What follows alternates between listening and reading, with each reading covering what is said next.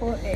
तो अपनी असेंबली शुरू करने से पहले मैं माज़रत खाऊँ इंग्लिश और उर्दू टीचर को कि मैं थोड़ी सी इंग्लिश यूज़ करूँगा और थोड़ी सी उर्दू, क्योंकि मेरा मकसद है कि मैं इसका अहमियत दिला पाऊँ। तो चलिए शुरू करते हैं। मेरा टॉपिक है कि फ़लस्तीन और इजराइल की वॉर।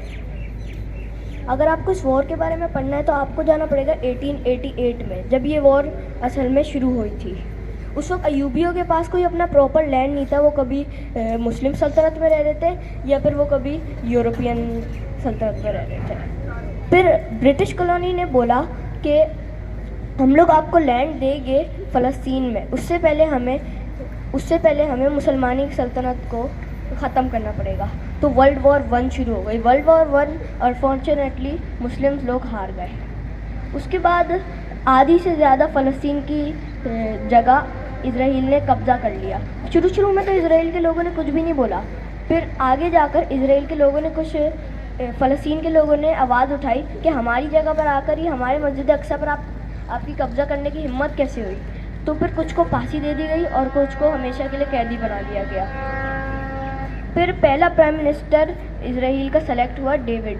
फिर उसने बोला कि जो है ना, हम लोग मुआहिदा कर रहे फ़लस्तीनी लोगों के साथ, क्योंकि वो कोई लड़ाई नहीं चाहता था उसमें। लेकिन उन लोगों ने मुआहिदा तो कर दिया, लेकिन एक छोटा सा ट्रूप जिसको हम लोग अभी जानते हैं हमास के तौर पर, उसने बगावत करी। उसने बोला मैं इजराइलियों के साथ हाथ भी नहीं मिलाना चाहता। तो वो चले गए अपनी अलग जगह पर, जिसका गाज़ा कहते हैं हम लोग। और दूसरी जो है वो PLO है, वो फतह में है। Yes yes. तो फिर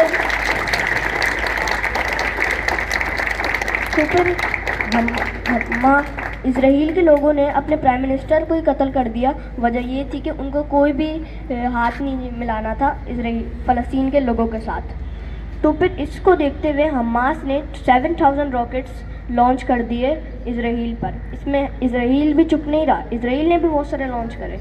ये वॉर कंटिन्यू होती रही, लेकिन अब वापस 7 सितंबर 2023 को ये वॉर वापस से छिड़ गई है। इस बार हमास ने 12,000 rockets in just only 20 minutes में वर्ल्ड रिकॉर्ड कायम कर लिया है।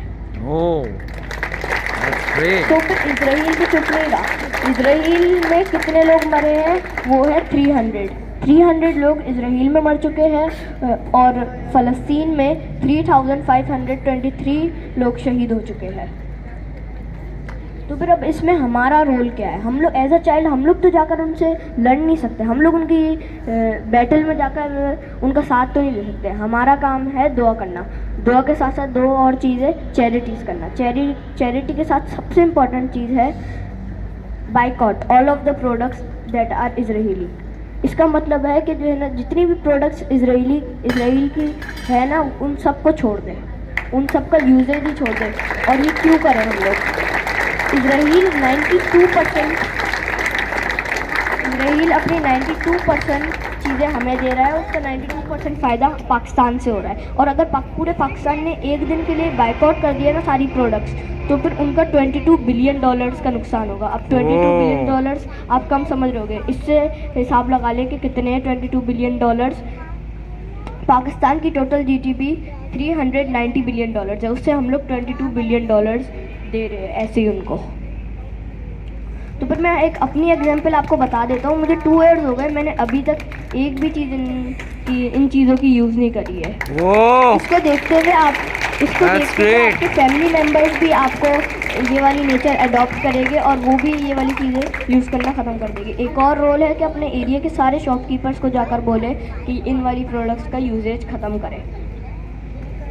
और ये बात, अपना इन्फॉर्मेशन को साइड रखकर मैं ये बात, एक क्वेश्चन पूछना चाहता हूँ इजराइल से कि where is your humanity gone? ये सब सारी नेटो कंट्रीज ह्यूमैनिटी पर बात करती थी ना, तो अब कहाँ गई सारी humanity? Is targeting childrens and womens, is this your humanity?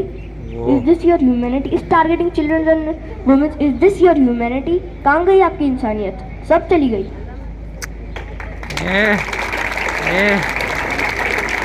ये मुस्लिम ब्रदर और सिस्टर्स के लिए दुआ करें कि वो इस जंग में सलामत रहे। आमीन।